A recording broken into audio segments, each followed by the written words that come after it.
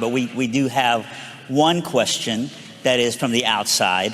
We got a hold of the world's most famous undecided voter. I don't know if you guys have heard of Ken Bone, but we have him. Let's watch this video together. Good morning, Liberty University. This is Ken Bone.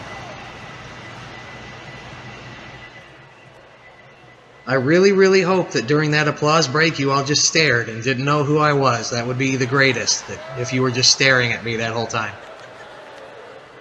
I'm really proud to be addressing you at Liberty University this morning. You have one of the greatest programs to get you involved in the political process that I've ever heard of. I had to be a part of it.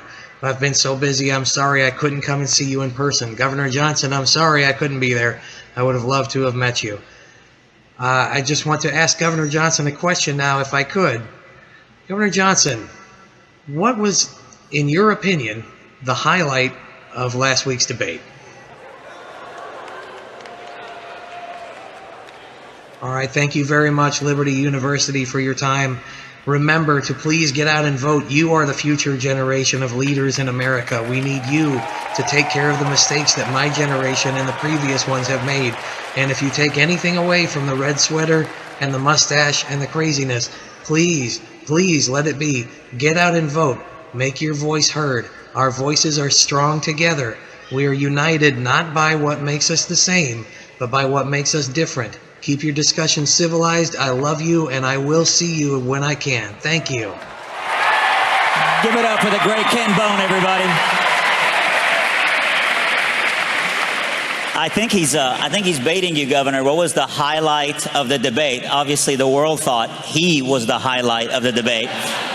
But what was the highlight of that debate for you? The highlight of the debate had to be when the question was asked, what would you say positive about your opponent, as opposed to everything else? 30 minutes of that debate went by without one single issue being mentioned whatsoever.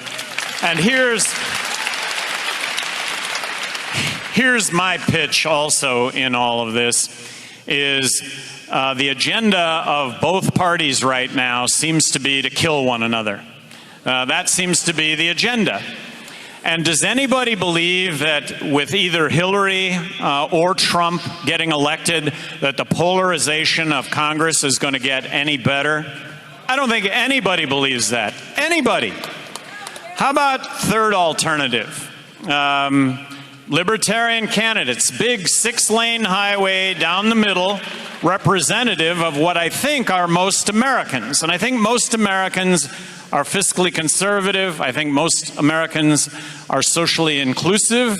I think most Americans are skeptical when it comes to our military interventions, regime change, and I think most Americans support free trade, the notion that that would be more U.S. jobs, not less U.S. jobs. How about a couple of former Republican governors that were reelected in heavily Democrat states, not being wallflowers, but really pushing the limits of what is possible when it comes to public policy and making things better, hiring Democrats, Republicans, Libertarians.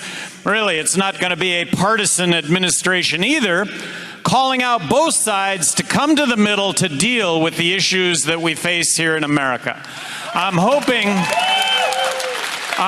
that you could possibly see that third option as actually having some viability, the former two having no viability whatsoever.